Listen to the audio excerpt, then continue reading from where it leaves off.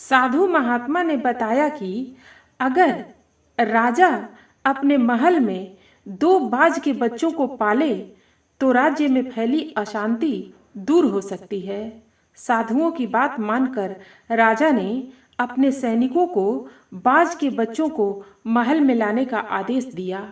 नमस्कार मित्रों, आज प्रेरक प्रसंग लेकर उपस्थित हैं। आज का प्रसंग है बाज की उड़ान। मित्रों, एक राज्य में एक राजा अपनी प्रजा के साथ रहता था। राजा का राज्य ऐश्वर्य धन धान्य से भरपूर था, लेकिन फिर भी राज्य में हमेशा अशांति फैली रहती थी। राजा राज्य में फैली अशांति से हमेशा परेशान रहता था। एक दिन राजा ने राज्य के सभी साधु संतों की एक सभा बुलाई और सभी साधु संतों से राज्य में फैली अशांति का उपाय पूछा। सभी साधु संतों ने आपसी सहमति से राजा को एक उपाय बताया। साधु महात्मा ने बताया कि अगर राजा अपने महल में दो बाज के बच्चों को पाले तो राज्य में फैली अशांति दूर हो सकती है। साधुओं की बात मानकर राजा ने अपने सैनिकों को बाज के बच्चों को महल में लाने का आदेश दिया। बाज के दोनों बच्चों को पालने के लिए राजा ने एक आदमी को महल में नियुक्त कर दिया। कुछ समय बाद जब राजा को राज्य में फैली अशांति दूर होते हुए नहीं दिखी तो उसे बाज के उन दो बच्चों को देखने की इच्छा हुई। राजा जब बाज के बच्चों को देखने गया तब तक बाज के वह बच्चे बड़े हो चुके थे। राजा ने बाज के बच्चों को पालने के लिए नियुक्त किए गए आदमी से कहा कि वह इन बच्चों को उड़ते हुए देखना चाहता है। राजा की बात सुनकर उस आदमी ने बाज के उन बच्चों को उड़ा दिया।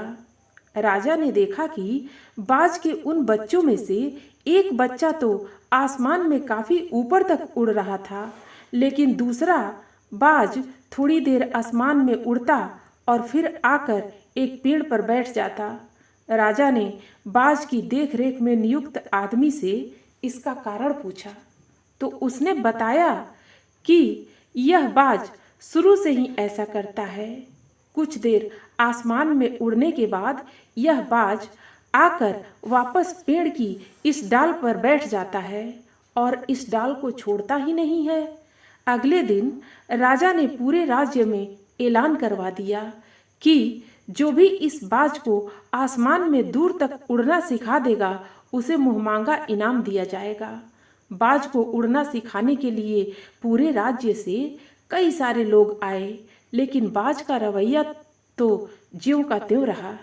बाज कुछ देर आसमान में उड़ता और फिर आकर पेड़ की उस डाल पर बैठ जाता। एक दिन राजा ने देखा कि दूसरा बाज भी पहले बाज के साथ आसमान में ऊंचा उड़ रहा था। दोनों बाजों को आसमान में एक साथ उड़ान भरते देख राजा बहुत खुश हुआ। राजा ने अपने सैनिकों को पता लगाने का आदेश दिया कि किसने यह कारनामा कर दिखाया है। सैनिकों ने पता लगाया कि वहाँ व्यक्ति एक किसान है जिसने बाज को उड़ना सिखाया है। राजा ने किसान को महल में उपस्थित होने का हुक्म दिया। अगले दिन किसान राजा के महल में उपस्थित हुआ। राजा ने किसान से पूछा कि कैसे उसने बाज को उड़ना सिखा दिया।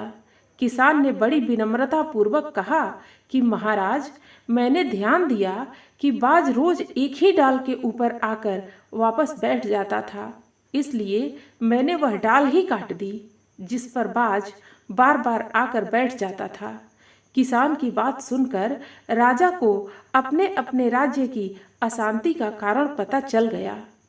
तो मित्रों, कहानी का तर्क यही है कि अपने अंदर की बुरी आदत को पहचानें और उस डाल की तरह ही अपने अंदर की कमी को काट कर फेंक दें।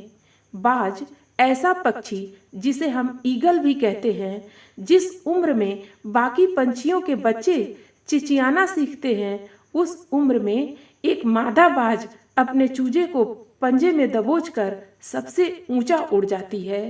मादा बाज अपने चूजे को लेकर लगभग 12 किलोमीटर ऊपर ले जाती है, जितने ऊपर आधुनिक जहाज उड़ा करते हैं, और वह दूरी तय करने में मादा बाज 7 से 9 मिनट का समय लेती है। यहाँ से शुरू होती है उस नन्हे चूजे की कठिन परीक्षा। उसे अब यहाँ बताया जाएगा कि तू किस लिए पैदा हुआ है, तेरी दुनिया क्या है, तेरी ऊंचाई क्या है, तेरा धर्म बहुत ऊंचा है। और फिर मादा बाज उसे अपने पंजों से छोड़ देती है धरती की ओर। ऊपर से नीचे आते वक्त लगभग 2 किलोमीटर उस चूजे को आभास ही नहीं होता कि उसके साथ क्या हो रहा है। 7 किलोमीटर के अंतराल के आने के बाद उस चूजे के पंख जो कंजाइन से जकड़े होते हैं वह खुलने लगते हैं। लगभग 9 किलोमीटर आने के बाद उसके पंख पूरे खुल जाते हैं। यह जीवन का पहला दौर होता है जब बाज का बच्चा पंख फड़फड़ाता है।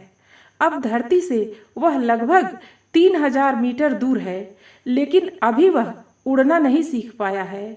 अब धरती के बिल्कुल करीब आता है, जहाँ से वह देख सकता है उसके स्वामित्व को। अब उसकी दूरी धरती से केवल 700-800 मीटर होती है, लेकिन उसके पंख अभी इतने मजबूत नहीं हुए हैं कि वो उड़ सके। धरती से लगभग 400-500 मीटर दूर पर उसे अब लगता है कि उसके जीवन की शायद अंतिम यात्रा है।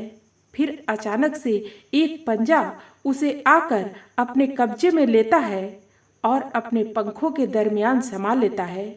यह पंजा उसकी माँ का होता है, जो ठीक उसके ऊपर चिपक कर उड़ रही होती है, और उसकी यह शिक्षा निरंतर चलती रहती है जब तक कि वह उड़ना नहीं सीख जाता। यह शिक्षा एक कमांडो की तरह होती है। तब जाकर दुनिया को एक बाज मिलता है, अपने से 10 गुना अधिक वजनी प्राणी का भी शिकार करता है। हिंदी में एक कहावत है, बाज के बच्चे मुंडेर पर नहीं उड़ते। बेशक अपने बच्चों को अपने से चिपका कर रखिए, पर उसे दुनिया की मुश्किलों से परिचित कराइए, उन्हें लड़ना सिखाइए, बिना आवश्यकता के भी संघर्ष करना सिखाइए।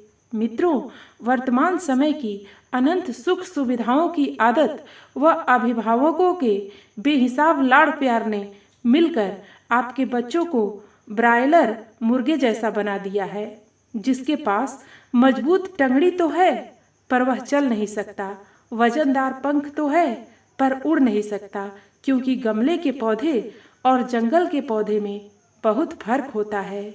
जय श्री कृष्णा। मित्रों, फिर मिलते हैं अगली प्रस्तुति के साथ। धन्यवाद।